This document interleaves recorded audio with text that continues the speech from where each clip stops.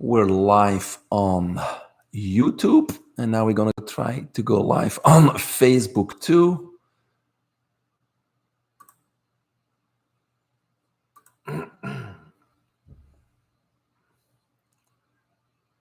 And Facebook has given us some issues lately. So we're going to give it a minute. See, everything's ready to go, but it's up.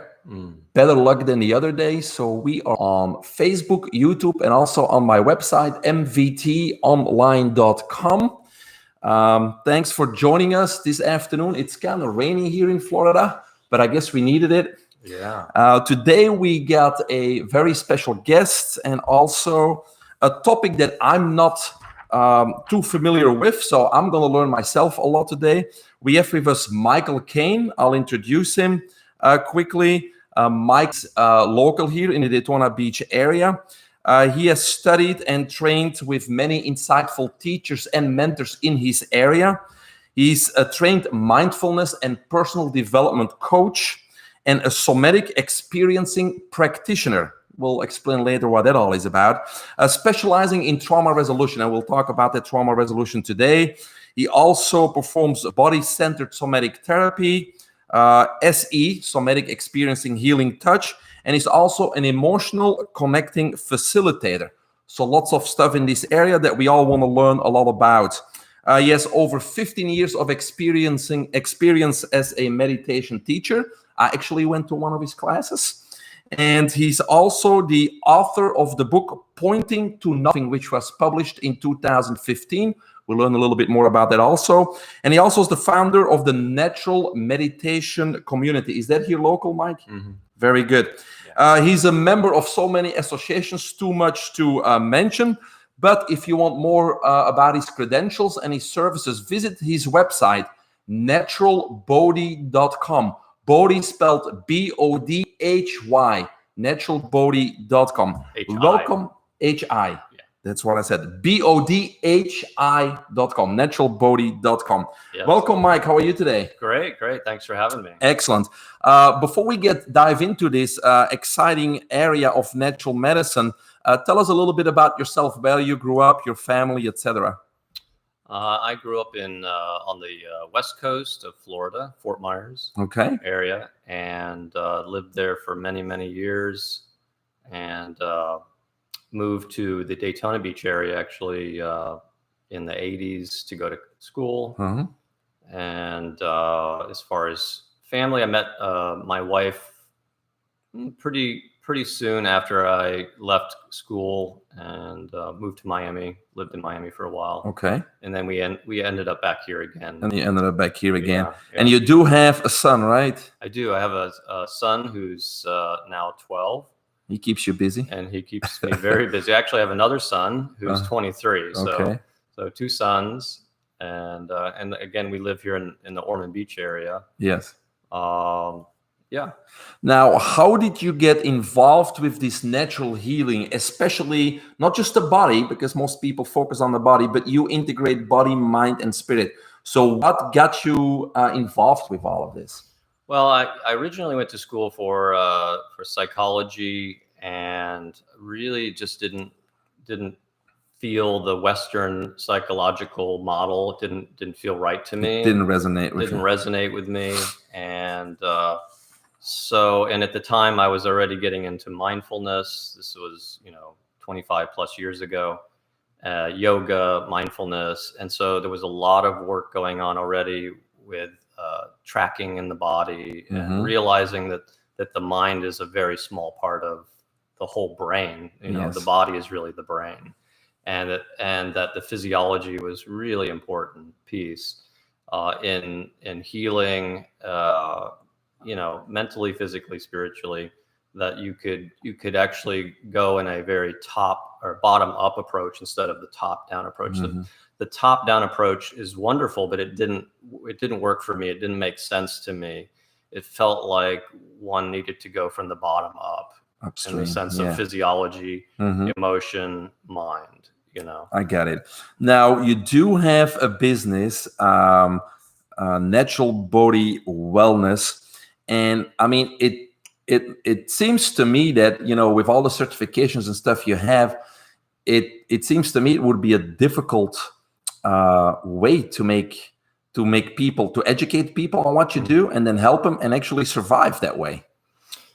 Yeah, well, and just to kind of go back to the last question, you know, I basically went out into the world and just looked for modalities that really felt right to me, and so did a lot of traveling. Originally, followed around some mindfulness teachers like Tara Brach and some other spiritual teachers as far as Gangaji and Jack Kornfield. Some of these people did a lot of meditation retreats and kind of hung out in that crowd, and then got into the kind of the therapy end of things, or the physiological work, as far as working with like Raphael Kushner and working with emotions, understanding emotions. How can we work with them? How can we manage emotions? And then the next piece it was just kind of like I evolved. Sure.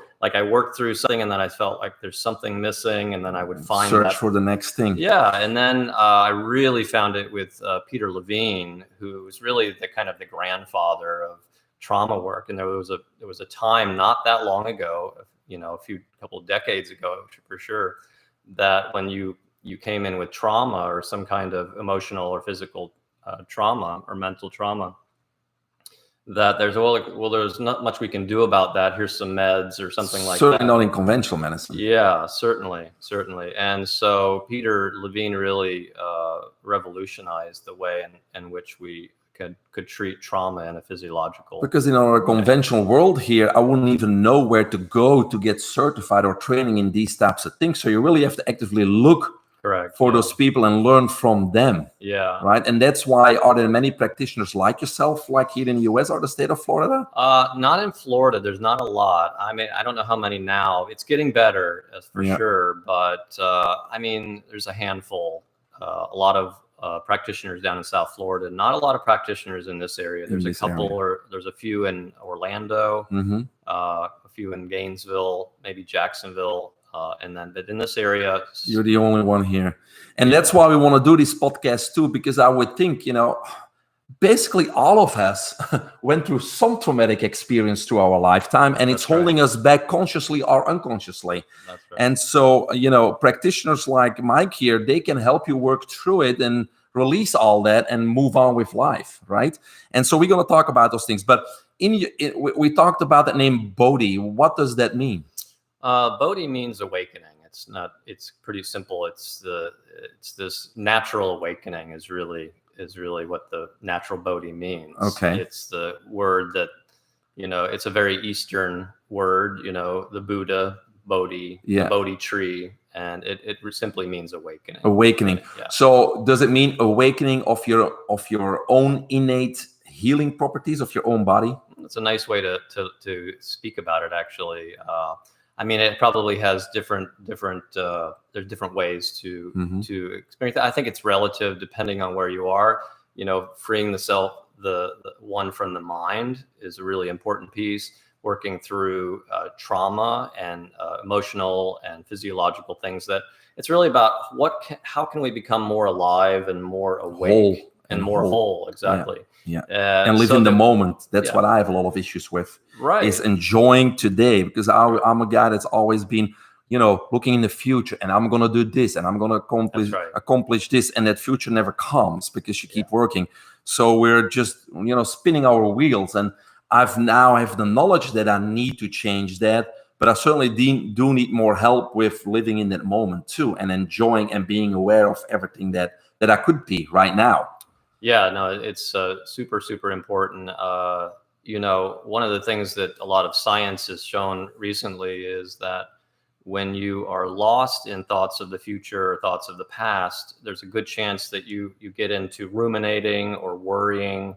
And what they found is, if you're worrying, let's say you're worrying about losing your job, it's like you lost your job. Or if you're worrying about being chased by a bear, It's like you are. So your nervous system gets activated. So there's this immense stress on your body, Exactly. unnecessarily in this case, because it's not real. Yeah, and constantly if you're ruminating. Yes. So it's like there's nothing wrong with fight flight. There's nothing wrong with the autonomic nervous system, unless it's every minute of the day. Exactly.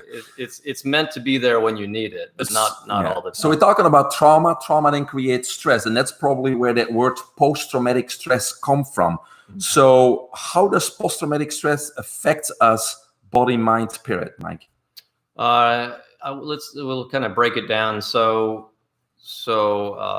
physically and emotionally it can create a lot of anxiety, which is more hypo, which is more kind of a high end energy, or it can shut us down into what we call a kind of conservation mode, or depression is what it looks like. Yes.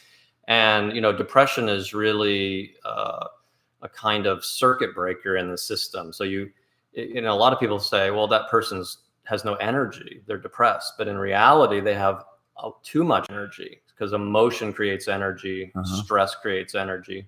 And what happens is that the person keeps not allowing, or not having the capacity to be with emotions and the sensations and physiology. There are things that are happening in the physiology, and then there's like a circuit breaker that basically shuts off. So they shut down and they try to protect themselves. Yeah, it's literally a shutdown. Yeah. And so that's one aspect of it. And then the other is on the high end, that people can get very anxious. And when people get anxious, when people become depressed, either one, they're shut down emotionally. The mind then goes into ruminating, goes into worrying again, and that just creates like a looping system. Would there be fear involved too? Worry, fear? Yeah, fear would be what we would call anxiety. Fear is past anxiety, basically. Or past fear. Anxiety is past fear. And so it's like a domino effect. The system gets stuck, the mind gets even busier and more anxious. And then, we've certainly heard of ADD and ADHD, attention deficit. Yeah. And those are really just symptoms of a system that is having to, that is ruminating and having to deal with a dysregulated system, basically. And then it's obvious that when we're lost in all of that, it's really hard to, if we think of spirit as being awake and open and alive and in the moment, it's really hard to do that when we're dysregulated. Well, you can't. Yeah. You're shut down already on the lower level, right? Exactly. Yes. You talked about ADHD and post-traumatic stress. And, I'm thinking, in conventional medicine, they put people on drugs, but obviously, knowing this little information already, there's nothing that's going to do to improve the situation, because there's no unblocking there. Right. And certainly there are places for medications, and I'm not a doctor, so I can't say a lot about that, but certainly the medicines can shut the system down or numb the system out. And it's almost like helping put a harder brake on the system. So the way that we look at trauma a lot of times is that we have the gas pedal on full and the brake pedal on full. And so it's kind of like there's all this energy underneath that. But nothing's happening. Right. And then with meds, a lot of times they're literally creating a more of a brake. And so the person might feel better. They might feel and the thing about meds is they can certainly help somebody get through a period so that they can function. Yeah. But that's the problem, is that the people don't come off of them, or there's not therapy included, some kind of therapy that helps them to deal with. So they can get off it and the cause is addressed. Exactly. Because what I'm interested in is what's underneath it. I'm not so interested in OCD and some of the syndromes. I'm more interested in what's creating that. Yes. And if we can work with what's underneath that and help a person build capacity to be able to deal with things that they're afraid of, emotions, and help those things to discharge and move through the system, then the system comes back online and we create a regulated system. Well, and it's the whole arena of conventional medicine, not just regular medicine, but also psychotropic drugs, that they never address the cause. It's always managing symptoms. And in the short term, I agree with you, it could be beneficial, but never, ever, ever in the long term. Right. And when it comes to psychotropic drugs, I think they're really abused, especially in our children. And I've seen people on it, their personality changes. They do have detrimental effects on their personality, on their brain. So certainly I would not be an advocate of any of those therapies. Now, what part does the mind, our thoughts, play in creating a stress response, or how do we reduce stress with our mind and our thoughts? Right. So we talked a little bit about that earlier, is that, if my mind is ruminating or worrying about something, then it literally creates that stress response, the fight flight. So it creates energy. There are all kinds of chemicals like adrenaline, epinephrine, neoepinephrine, and different chemicals that come into the body that in a normal fight flight situation, like you need to run, you need to fight, you need to shut down, whatever you need to do to survive the situation. Yes. This is happening all the time. And so the mind, the antidote a lot of times sometimes, not that it's easy, but it's simple, is that if someone can, through a practice like mindfulness, become more aware of what's going on in their mind and notice that they are jumping to these thoughts of worry, ruminating. If one can interrupt that and come back to the present moment, or a different thought that's more, pleasant in some sense, then that shuts down interrupts that neural pathway. Gotcha. Right? Because it really becomes a habit. Sure. And most people probably are not aware of it, so they just keep on doing it. So is that what you call mindfulness, is using the mind to then help in the healing process? How does that work? I think that, mindfulness, it certainly isn't the cure-all, but it really is the foundation of change. And when we think about mindfulness in a kind of science it's way, acknowledging the problem, maybe? Is that what it is? Is technology the problem? No, acknowledging. Oh, acknowledging. Oh, that's the first step, probably. Yes. Well, that's the big piece. That's the big piece of mindfulness, is that if you want to create change, if you want choices, you have to be aware. Yeah. Acknowledge that this is the problem. I am worrying. I am anxiety. I have anxiety. Yeah. And that's the first step then. Because if you can't see it, then you're really getting swept away by your thoughts and your emotions all the time. And so this ability to kind of step back, I like to use the analogy of you're sitting on the beach and you're able to see the whole sky, which is awareness in a sense. And then there are these clouds and storms that move through, and you see them. You can differentiate or discern between you as awareness and what's happening, thoughts. So, one cloud is a thought, one cloud is a emotion, and you're able to say, oh, that's interesting. And you're able to say, you know what, I'm going to interrupt that. I'm not going to go there because it doesn't serve me. If it doesn't serve me, why am I doing that? If it creates more stress, if it creates more dysregulation in my system, why am I doing it? So it's not easy, but one can learn, and that's part of the practice of mindfulness, is your mind wanders, you let go, you come back to the present moment through a breath, following the breath, or some kind of other.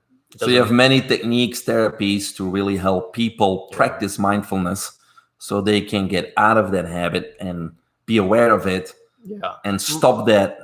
Mindfulness is a big piece of it. I mean, it's not the whole thing, it's just one piece, but it's certainly when it comes to that particular, when we're talking about the mind, the mind for sure. We want to allow what's going on in the body, but the mind we really want to pay attention to. We want to be the master, not the servant of the mind. Do you want to share anything more about benefits of mindfulness? Oh, there's lots of, I don't want to spend a lot of time on that because there's so much great information online. I mean, it's great for depression, anxiety.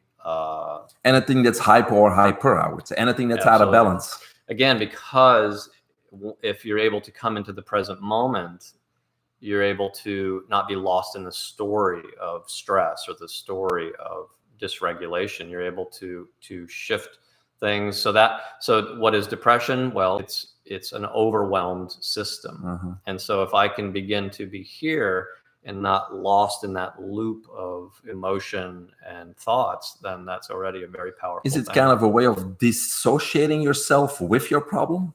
Like, because depression is part of you, anxiety is like putting it over there. Yeah, I would say it's differentiating, or discerning is like that. Yeah. Yeah, it's like sitting on the beach again and seeing the cloud, but not being lost in the cloud. Okay. So it's not that we're, when, if we're going to switch to emotions is for me a more physical kind of thing. Well, it expresses physically. Yes. Yes. Yeah. And so with emotions, it's more about how can I create the perfect container to be able to let emotions, whether it's sadness or anger or happiness or excitement or whatever it is, how can I let that wave kind of move through without needing to hold on to it or push it away? It's a very, kind of creating a field or a space in a sense. In fact, I use, make it the dynamic thing versus something that holds on to you. Exactly. Because what we know is that if I am not able to allow emotions, which is a human thing, that, an emotion is a signal or a message about how we're living or what's going on and how to move in some way, how to move forward in a particular direction. If I don't allow emotions, then I start to have syndromes and symptoms that are very bad for the system, and the system can get so dysregulated that it's much harder to build capacity, when we're losing capacity in a sense. And so this ability to allow emotions means that in the future we're going to have less syndromes, less chronic illness. We know from science that about 85% of chronic illness is stress related. And so it just makes good sense to be able to manage emotions. We're not good at that in this country, for sure. No, sure not. So what I'm hearing is we need those emotions, or we will be in more trouble than without emotions. We need the emotions because it guides us, directs us in life. But at the same time, we need to be aware of them and control them versus them controlling us. Is that the message? I don't like that word controlling, but no. To be able to, I like to think of it like surfing. I'm a surfer, so I love to surf. And you can't control the waves, right? You can't control the waves. But you got to go with them. Learn to ride them. Yes, is what John Kabat-Zinn would say. That's a very, very good analogy. Yeah. Let's go and talk a little bit about trauma.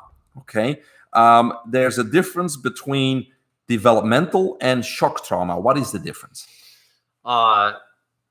Developmental trauma really happens during the development. So, in general, 0 to you're in utero as well. So in utero up to, 8, 9, 10 years of age, especially before the mind really kicks in. But anytime during the development of a child or a kid, that would be more developmental trauma. And it's created. It's something that usually happens over and over again. Like shame is a big part of developmental trauma. And so it's really working with, and a lot of times the developmental trauma is a little more tricky because it's kind of at the core. Someone might believe they're bad, or they might believe that they're unworthy or something like that. And I think that's normal. That's how it's supposed to be. And it just feels normal. Or they just feel, one of the things that's so important, it's the earlier the trauma, the harder it is to work with. And what we know from developmental psychology is that when a baby's very young, it needs the mother. It doesn't have a self-regulating nervous system. So the baby needs the mother to come in and give the baby what it needs. Babies aren't independent. They need the love and the care and the support of a healthy caretaker. If the baby gets what it needs, whether it's a diaper or food, or it's afraid and the mom comes in and holds the baby and takes care of the baby, then the baby's brain actually develops in a way where it says, what comes up is going to come down. When I'm afraid, it's okay. It's going to be okay. That baby grows up to be an adult and is an optimist. It's like, you know, the car breaks down. It's like, no it problem. will be okay. It's going to be okay. Yeah, It'll work out. Whereas when the baby doesn't get what it needs, either through visually looking at the mother is ignoring the baby, or the caretaker is ignoring it, or it's not getting what it needs. Any sensory input. Yeah. Then the baby's brain basically learns that what comes up isn't going to come down. And because the baby can't bring itself back down. Yeah. So then we talk, then the baby goes into freeze, right? You know, in the 70s, you know, you had Dr. Spock and some of these things, and they said, just let the baby cry. And of course the baby would stop crying. But really what was happening was, they were like, yeah, I did it. But really what was happening was the baby was going into freeze, was shutting down. And mothers didn't know that because they were being told, you know, and so that creates trauma. So then how does that baby who becomes adult, how does it deal with stress? It becomes a pessimist too. Yeah, there's never a solution. There's never, the person, you speak to that person and they're like, it's not going to work out. That's interesting. So that's like a really deep rooted kind of developmental trauma.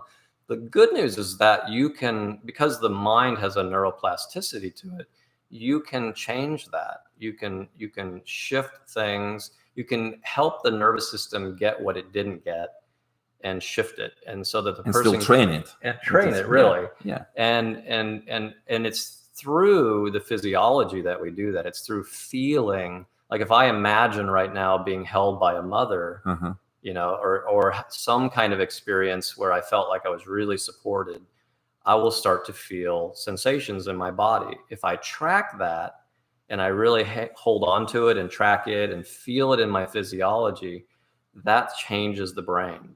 It's like the nervous system doesn't care if it was 50 years ago or right now. It just knows that it's getting finally what it needed. And that can change the brain. What does bullying have anything to do with it? I'm thinking young kids. Absolutely. Yeah, it's the same thing. They think they're not worthy. Yeah, I had a client a few years ago, and it's interesting. This will play into what we're talking about. He was maybe 65, 70 years old, and he came in to work with anger. He said, my whole life, it's ruined my life. I messed up a marriage, and I always lose my temper, you know, and I can't control my temper. And the short story is that when he was 6 or 7, I can't remember the age, he went to the playground, 2 kids beat the crap out of him, you know, pinned him to the ground, and it was pretty scary. And so then the second part of this, which is the developmental part, is that he went home and then he got in trouble for getting his clothes dirty. Instead of getting the support, which he probably then would have moved through the trauma. Yes. He would have got to feel hurt emotionally. He would have got to feel anger. And so he probably would have discharged that energy. But instead, he got thwarted, basically. So it wasn't really the fight or the him getting beat up that was causing the long-term trauma. It was not getting the response from the loved ones. I would say, I mean, I would say that. Certainly, the shock trauma was the first part. Yeah. And so what we did was we basically went through the story back when we didn't go back to when he was 6, but we saw it like a movie in a sense, and we felt into the urges, defensive responses, we call them. That's what creates trauma, is getting stuck and not being able to complete defensive responses. So he was able to reframe the situation where he was able to get up and fight or get up and run. I don't remember what it was. And then we actually did the second part, which was he got to go home and get what he needed. He imagined that his mother was there and she hugged him, and then he was able to discharge a lot of that energy, and I didn't hear from him after that. I did later on, and he said, wow, it really helped. Now, that's rare that you can do it that quickly, but the point of this is that he held on to it for 60 years, and it affected his system physically, mentally, and spiritually. And ultimately his whole life and his relationships, everything. Amazing. What's the difference then between a traumatic experience and being traumatized, like in PTSD?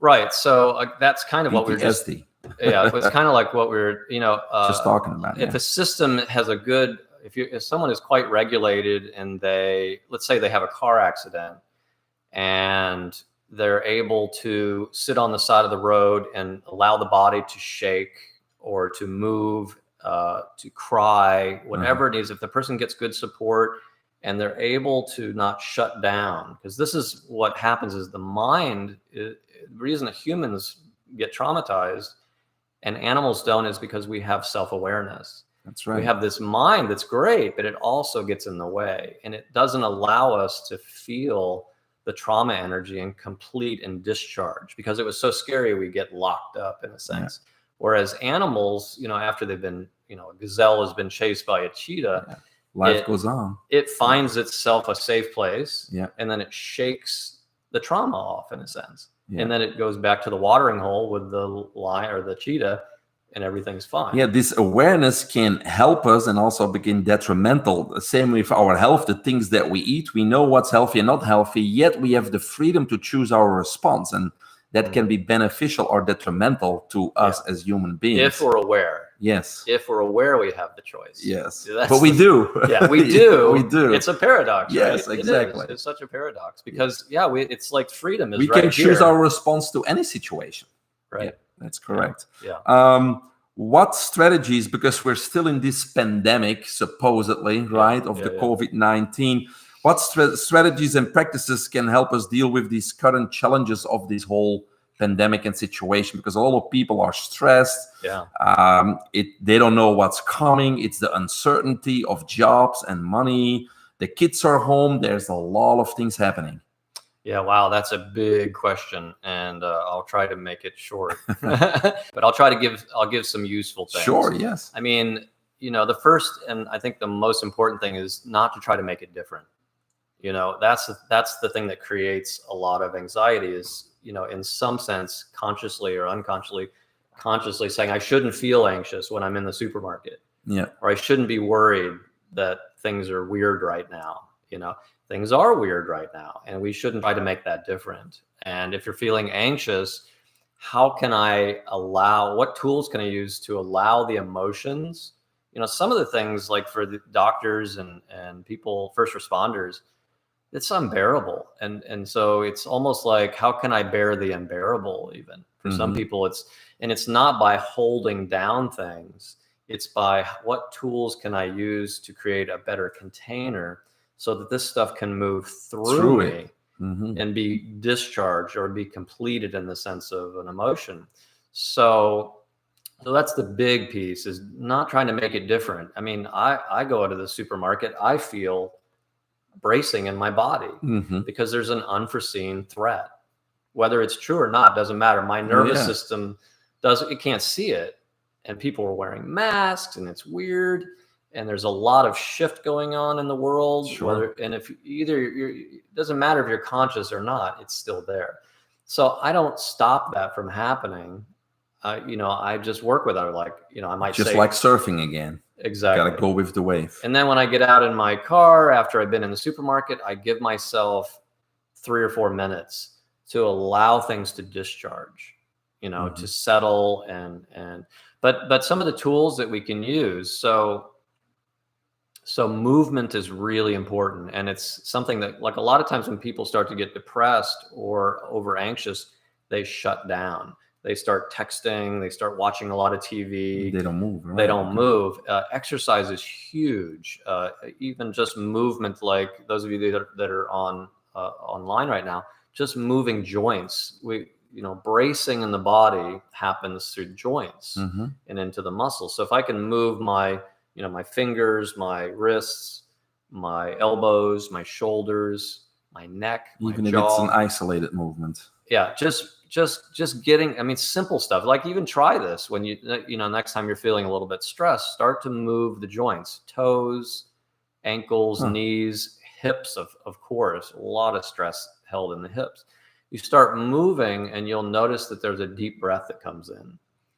And so this is what fight flight is, right? Yes. How do I protect myself against something I can't see? Well, it's all flexion, right? Exactly. Protecting is flexion. Yeah. And so if I start to move, it opens up my system so that energy, emotion, anxiety, energy can move in my system. So that's a big piece.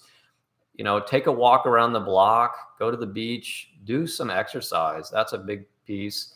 Grounding, which is basically feeling your pelvis and your feet on the ground, your back against a chair. That's very important.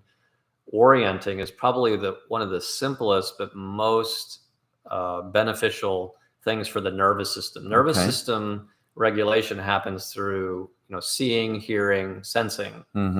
And so if I just simply begin to orient or look around, I notice the windows, I notice doorways, I notice things that are nice in the room. That brings me here, first of all, out of my story, and it starts to create more regulation. So orienting is very important. Social engagement. One of the things that they kind of made a mistake with in the beginning is they called it social distancing. That's not really what we need. We need physical distancing, maybe, but not more social interaction. We need more social interaction. Whether it's like this, there's lots of great, things online that you can go to. You can call a friend. You can FaceTime. You can do, right now we're pretty much open, so you can still get out and meet friends and meet people, doing that in a safe manner.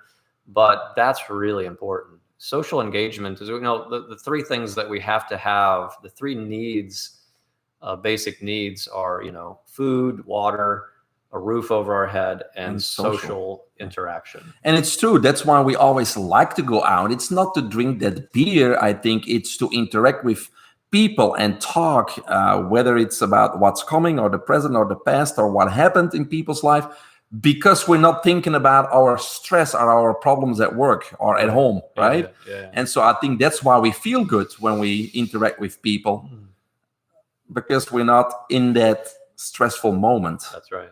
Yeah. It's an excuse to be social. Yeah, it's an excuse to be social. Now, those were some really good tips. I'm learning a lot here. But if people want more or they want some guidance, they just come to you, because that's really what you do, right? Is help them out with these situations. Yeah, we work at, I work with different kinds of, it's very relative. People come to me for all kinds of different things. They want to work with trauma. They want to work with emotions. They want to be able to manage. And I can already see everything is so customized, individualized, because everybody's a different story. Absolutely. And then you need to prioritize what you're going to work on first. Yeah. And I mean, the first question I usually ask people is, what's your intention? How do you want to be different? And the system tells me what it needs. I don't create expectations for people. They come in and the system, either it's telling me, in a physical way what it needs. The body language is saying, this is where I'm stuck. Or they'll end up answering themselves on what they need. Or the person will literally say, well, this is where and we have to meet them where they are. One person might come in and be looking for, to become more awake and spiritually, and another person might say, I can't even get out of bed in the morning. And so, and it's not that one person is better than the other person, it's just where they're at. Yes. And so we're going to meet them in different ways to help them, because the goal is to be more awake and more alive. I mean, what's the point? We're here to enjoy this life. Exactly. Might as well. You are a somatic experiencing practitioner. What is a somatic experience? What is that all about? Well, it's really working with developmental and shock trauma through the physiology in a bottom-up approach, which means really being able to create capacity first. So it's like we're creating capacity, and so that the person can eventually titrate and move into experiences, like in the shock trauma, it would be like a car accident or a fall or something like that. War, soldiers, things like that. That's losing a significant other or a child, those types of things. Yeah, absolutely.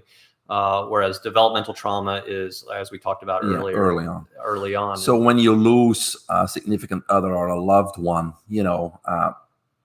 it's a shock trauma. And we always learn in regular conventional psychology, you have those 7 stages. But a lot of people don't get through those stages. They're stuck at one of those stages, whether it's grief or anger. Yeah. And so that's when they need somebody like you to move through that again, to open up, right? Yeah, to build capacity and make it okay. And have tools. I mean, there's a lot of tools. It's not that I just say to people, let's go into that scary event. You know, basically in trauma work, there's the trauma is the middle, in the middle here, the T0 we call it. Yeah. And then there's these bookmarks on the outside. It's what was happening before the trauma, and when did you realize that you were going to be okay? And then we kind of slowly work our way into the middle. Yes. And by the time the person has gotten to the really scary part, they have built a lot of capacity and they're able to move through it. And then the big thing about SE is what are the defensive responses that didn't get to happen? Whether, you know, if it's a car accident, maybe I wanted to turn the wheel or I wanted to hit the brake. And that energy is stuck in the body. Yeah, and that's what released. Post-traumatic stress is. It's a stuckness in the body. So if we can help the person gently and slowly come into the body and feel into that and track that defensive response and literally feel the body doing something with that energy, you know, just like we were talking about, you know, that's one of the things in this COVID experience is when people feel anxiety, ask the energy what it wants to do. That's why energy is arising. Energy is energy. It's not bad or good. It's simply, you got to redirect it. It wants to do something. You know, lots of people I've been talking to, or I'd say, what does that energy want to do? And they're like, I want to run. So let's imagine that we're running, and then they run and they have a deep breath and that energy gets to be completed. So it's the same in trauma, is that how can we help the system get unstuck and move forward? That's really part of SE. Yeah. What does somatic mean then? Does that have a meaning? Body oriented. Just body oriented. Yeah. Okay. We talked about emotions already. We don't have to repeat it, but do you want to add something? Because we wanted to talk today also about emotional management practices and benefits. Yeah, I mean, again, there's a tool belt really that we want to be creating. Mindfulness is part of the tool belt. We have to be able to be aware, or else the emotions are just, you know, sweeping us away. And there's nothing wrong with emotions, but when we're not conscious, we're just, you know, somebody cuts us off in traffic, we start screaming and yelling, or we're at home with our kids during this whole thing, and we're getting frustrated because we have expectations for them, and before we know it, we're screaming at them. Yeah. And it's not because we're bad parents, it's because we're not aware or conscious that energy was rising up in our bodies. And so if I have emotional management, one, I'm able to start noticing it as it's coming up, and then I have some tools to be able to work with it to help it to, like the wave, riding the wave, I'm able to surf the wave, and that then I don't get to that point where I explode in some way. And so that's part of it. You know, I use a word called pendulation. I use pendulation with big emotions. So if someone's dealing with grief or something really powerful, there are these tools in which one can pendulate between something really difficult and something like a resource or a coping strategy. And we move back and forth until the emotion is discharged out of the system. The worst thing, again, is holding on to these emotions. So that's emotional management. What are the repercussions of holding on to a trauma, stress, or those emotions and not getting the help? And I think most people would want help, but they're not even aware there is help. Yeah. Besides going to the psychiatrist and becoming what I call a plant, right? That just sits there and it's not really alive. So what are the repercussions of not dealing with these? Well, I think the big problem I know in this country is that we're not taught. We're taught, you know, the whole consumer system works off of you needing to be happy. And so you need this and you need this, but it doesn't teach us how to actually pause and learn to actually let an emotion kind of move through. What was the question again? Well, the repercussions of not dealing with it, right? Yeah. And so that's the first thing, is that we don't know how to do it. It's not that we couldn't do it. It's that we are not taught. We're not being taught at all. We're taught to don't cry. And if you get a present, you got to be happy, right? Exactly. Don't cry. Don't be emotional, especially us men. It goes both ways, but certainly, you know, we have to be tough. And, so the repercussions of not doing that, as we talked about earlier, are all kinds of chronic illness, syndromes. One of the things is especially right now, there's just so much going on inside. And we think that the way to deal with that is through meds or through pushing stuff down, ignoring it, Pushing it away. watching TV, doing things to cope with it. But eventually it's like a dam that starts to crack and you're putting all your little fingers trying to stop the Eventually cracks. it's going to explode anyways. And it's going to create symptoms. I mean, the extreme version of that is somebody that can't come out of their house. Something happened emotionally and they keep losing capacity. Capacity is everything. Mm-hmm. So instead of touching into the edge of discomfort or things that are uncomfortable or uneasy, the person keeps backing away.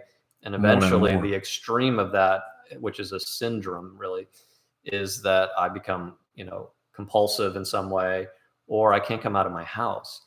And now to come back into the world, and to be able to live in a free way, I have to now build little by little capacity.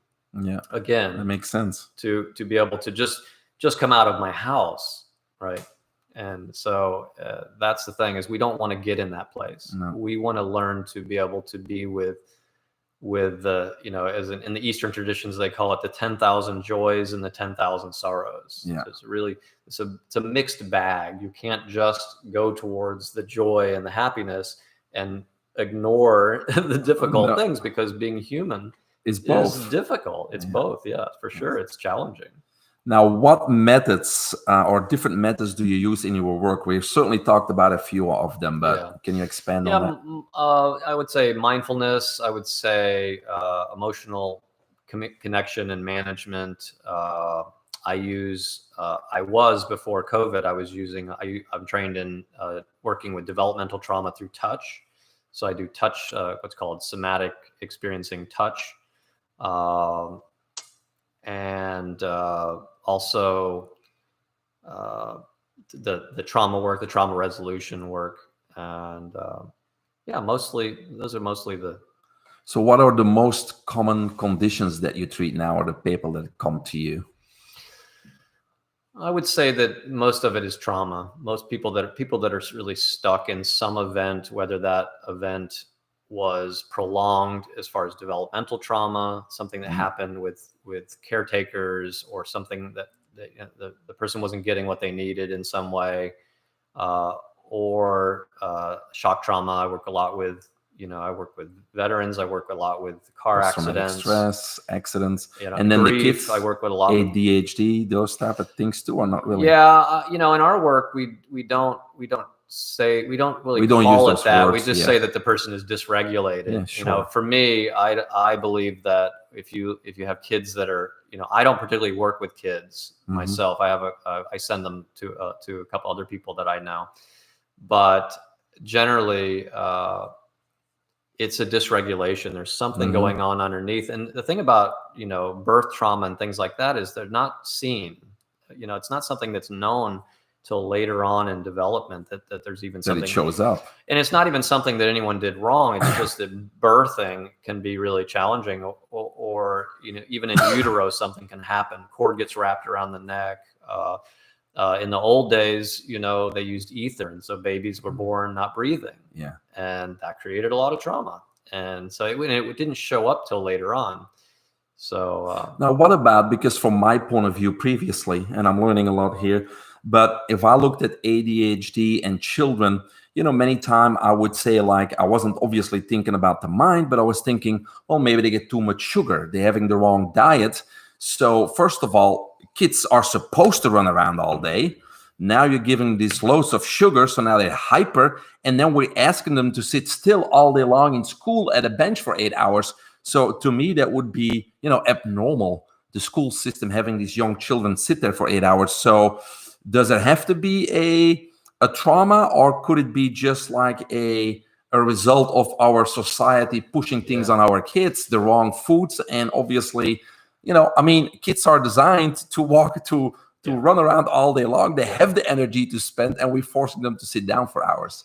No, I think that, I'm just talking about one piece of Yes. mine, but absolutely, I think Yes. food is I certainly know kids that when their parents took them off of, dyes and, Yeah. and artificial Things change. things, that the system changed. Exercise is a big, big piece, and I hate to be that guy that says, video games are a problem too. Not that, my son plays video games, but it's an hour a day. Well, that's Yeah, where the yeah. parenting comes in, right? That's There is right. this technology, and there's this It's set balance. time. There's a balance. Yeah, Yes, you got to go play outside. You got to do your homework, and there's this balance. And that's where, especially when the kids are young, the parents still have that responsibility. Yeah, and get them in some kind of sports or something. Not even just something where they're moving. They need movement.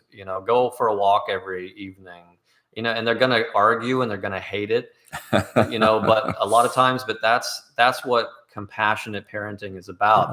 It's not about you being liked. It's about what things can you do to, our job is, in some sense, as parents, is to help our children move away from us and give them the tools to do that. Sure. It's not about holding on to them. And so the most compassionate thing that we can do is give them a healthy diet, exercise, set them up right for life, and create boundaries. They actually, in developmental psychology, you would think that letting children do whatever they want would be a great thing, but actually they're more dysregulated as adults when they don't have boundaries. So in some sense, if you give your kids boundaries, it's saying I love you, in a sense. If you say, well, you can do whatever you want, it's basically saying I don't care. Yeah.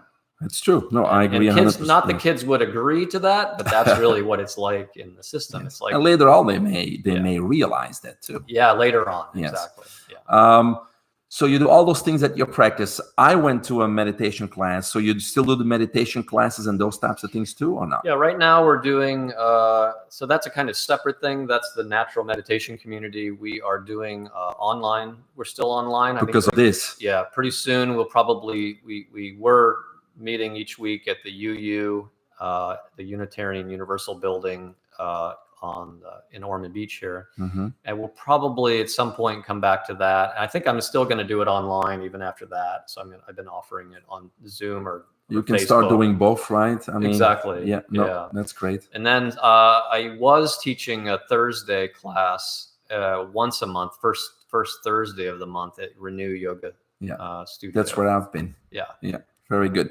Now, you also authored a book which was published in 2015, Pointing to Nothing. What is that about? Explain. That's that book really is about unconditioned awareness. That's if I just gave it one phrase, and what that really means is there's awareness, and then there's the content of awareness. Right. So awareness is what's hearing my voice right now. Everyone can hear my voice. It's because of awareness. The content of awareness is my voice, is the sounds that are happening, the thoughts, the emotions. That's the contents of awareness. And if one can be able to rest or discern or differentiate in that space of awareness or that field, Rumi called it, he said, out beyond ideas of wrongdoing and right doing, there is a field. I'll meet you there. Mm-hmm. And that's what he was talking about. He's talking about this unconditioned space, which is truer to who we are. Instead of being lost in the mind and all of the content, we're able to step back, like, again, being on the beach and being the sky instead of being lost in the clouds. So that book is really a kind of meditative.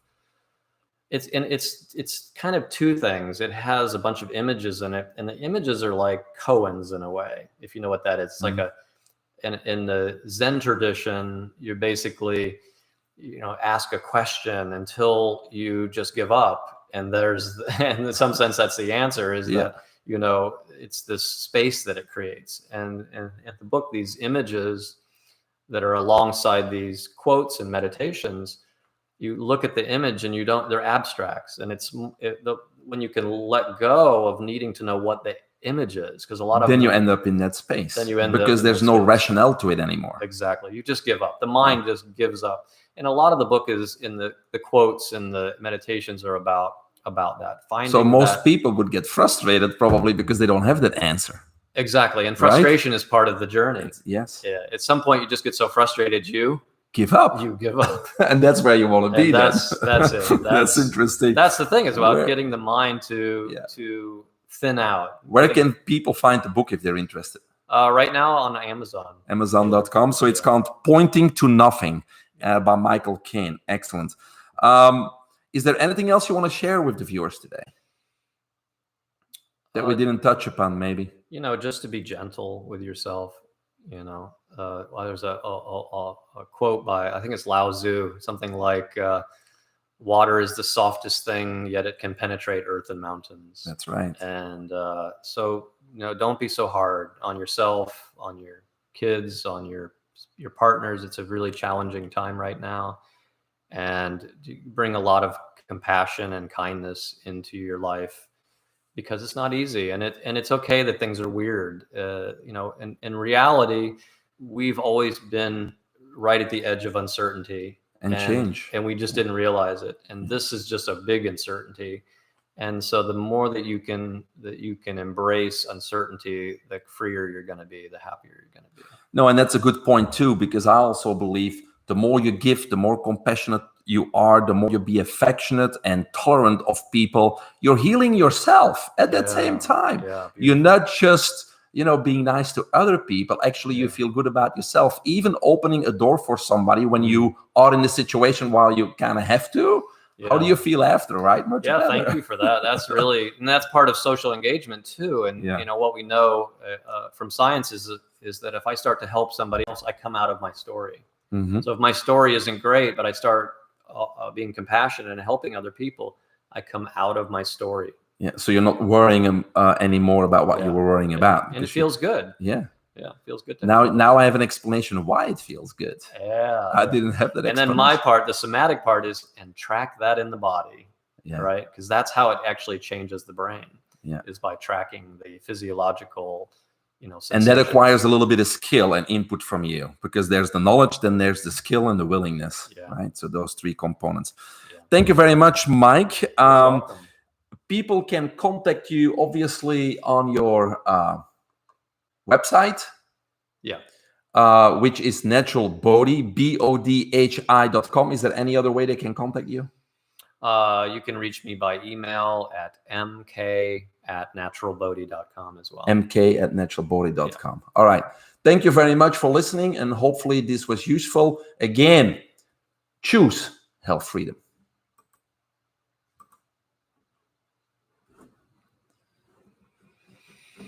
Give me a minute here.